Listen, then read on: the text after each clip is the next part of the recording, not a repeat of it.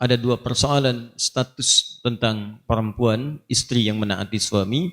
Kemudian yang kedua tentang hukum salat berjamaah bagi perempuan, khususnya di masjid, seperti pertanyaan yang telah disampaikan.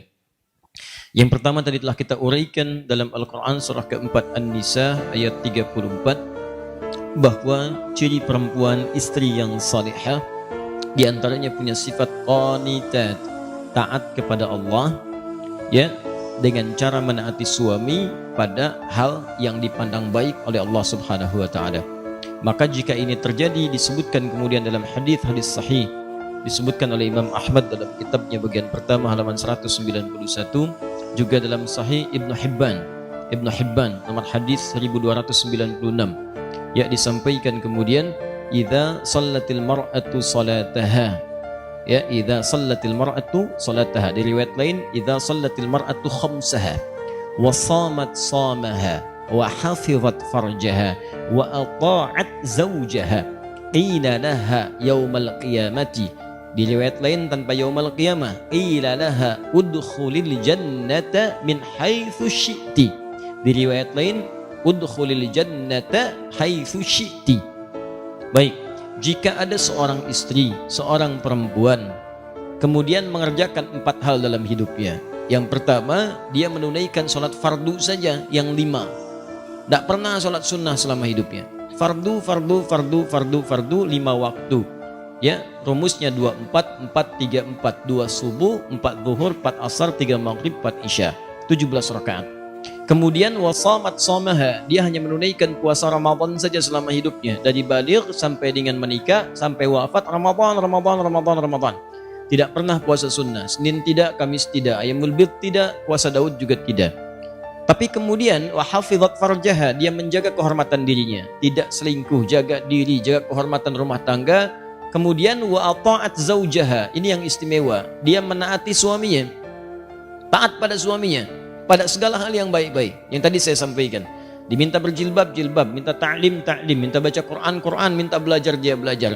Nah, jika ada yang seperti ini, walaupun cukup fardu salatnya saja, puasanya wajib saja, tapi dia menjaga kehormatan dirinya, kemudian dia taat pada suaminya pada yang baik-baik, qila laha yaumal qiyamati udkhulil jannata haitsu syi'ti. Maka di hari kiamat nanti dalam hisab, Allah langsung menyampaikan kepadanya, kamu udah cepat masuk surga saja dari pintu mana saja yang kamu inginkan. Cepat masuk surga dari pintu mana saja yang kamu inginkan. Itu diantara ganjarannya. Maka kalimat ini menunjukkan, kata para ulama, betapa agungnya kemudian ketaatan kepada Allah melalui taat pada suami itu. Sampai-sampai dalam riwayat Abu Daud nomor hadis 2140, itu Nabi SAW pernah menyampaikan, lau kuntu amiran an yasjuda, jika aku diperbolehkan oleh Allah memerintahkan untuk bersujud di antara manusia sebagai penghormatan, bukan ibadah, kepada manusia lainnya, maka aku akan perintahkan seorang istri untuk sujud kepada suaminya. Penghormatan. Ya, ingat, sujud penghormatan, bukan penghambaan. Kenapa demikian? Ini pentingnya seorang suami bagi laki-laki. Nanti edisi lain kita bahas, kalau ada pertanyaan tentang pentingnya istri bagi suami, kita bahas juga. Karena pertanyaannya terkait dengan suami. Bapak ibu sekalian, khususnya para akhwat, para istri, para ibu, bertakwalah kepada Allah. Suami itu tugasnya berat. Berat sekali. Karena dia setelah akad diucapkan, disebut dengan mitsaqan ghalidha, perjanjian yang tidak mudah, itu langsung menanggung tugas 2 orang tua istri sekaligus. Langsung ditanggung itu. Coba Anda bayangkan, bapak perempuan ini biasa memberikan nafkah, merawatnya, melindunginya. Ya, melindungi, ada sesuatu yang mengganggu, lindungi. Kurang sesuatu, penuhi kebutuhan. Kurang apapun, penuhi, disayang. Dari mulai bangun sampai tidur, ditungguin, dirawat. Ketika akan diucapkan, ini berpindah kemudian kepada suami. Ya, semua makna ini disebut dengan qawwam namanya. Qawwam bentuk sifat mubalaghah atau superlatif dari kata qaimun, qawamun. Anda bayangkan, qaimun itu tegak, berdiri sempurna. Kalau kesempurnaan itu dijaga supaya nggak bengkok, jaga tegak, itu namanya qawwam. Gimana supaya tugas bapak tadi dijaga sempurna supaya nggak turun? Perhatian jaga. Makanya seringkali saya sampaikan, termasuk saya mencoba mempraktikkan, kita sering mendoakan. Ya, pada istri itu juga hati-hati. Kalau Anda mau marah berkata-kata kasar, ingatlah dia anak perempuan dari seorang ayah. Dia adik perempuan dari seorang kakak, kakak perempuan dari seorang adik, dia ibu dari anak-anaknya. Kalau adik antum yang perempuan dibegitukan, bagaimana perasaan dia? Kalau ibu antum dimaki oleh antum sendiri, bagaimana perasaan ibu antum? Jadi kalau antum mau maki-maki istri, tolong ingat-ingat dulu dia perempuan, ibu antum pun perempuan. Bayangkan antum memaki perempuan. Rasakan dulu seperti itu. Dan antum harus ingat, dia dititipkan oleh bapaknya kepada antum. Mudah bagi Allah memilih laki-laki lain, tapi yang dipilih Anda. Yang dipilih Anda gitu. Bukan pria lain. Kenapa? Karena yakin dengan Anda, dia bisa melindungi Anda, ya dia bisa Anda sayangi, dan Anda bisa mengambil tanggung jawab ayah perempuan tadi yang dimaksudkan. Jadi ibu juga bertakwa, jangan senyum-senyum. Takwa kepada Allah, karena tugas laki-laki itu tidak mudah, akan ditanya di hari akhirat nanti. Ya makanya kalau kata Nabi, ada manusia yang diperbolehkan sujud, kalau enggak saya perintahkan seorang istri sujud pada suami. Saking beratnya tuh suami mengambil tugas itu. Sama dengan tugas ibunya dulu, menyayangi. Dulu kan begitu, ibu kan kalau ada curhat tuh datang ke ibunya. Cerita, mama, si fulan kok sekarang perhatiannya kepada aku tinggi sekali. Ya, saat aku kuliah, bukan perhatikan guru, perhatikan aku. Ya, karena ketika aku tanya, kenapa sih kamu perhatikan aku terus? Itu, kerudung kamu warnanya lucu. Ya, bilangnya kerudung, padahal lihatnya orangnya gitu kan. Ya, lihat, kan. Sampai dia berkata, aku menyayangimu. Terus aku katakan kepadanya, gombal. Kalau kamu sayang, tuliskan namaku di buku nikah kita. Tuliskan namaku di buku nikah kita. Besoknya datang ke rumah melamar. Berani-beraninya gitu kan. Begitu datang mengambil tugas ibunya. Kan curhatnya kepada suami, cerita pada suami. Bahkan suami pulang kantor langsung curhat, tuh kan. Ada yang belum pulang ditelepon curhat juga.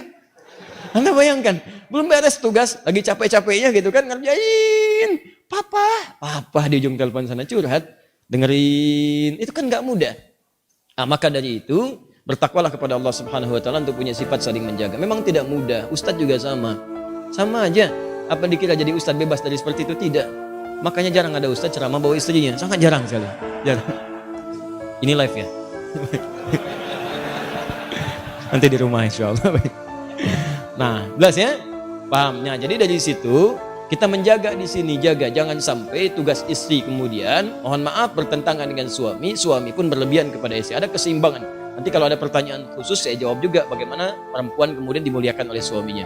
Nah, terkait dengan salat berjamaah ini, maka sebelum masuk ke sana saya sampaikan jika ada perintah-perintah suami yang tidak bertentangan dengan hukum Allah, taati. Surga, Bu.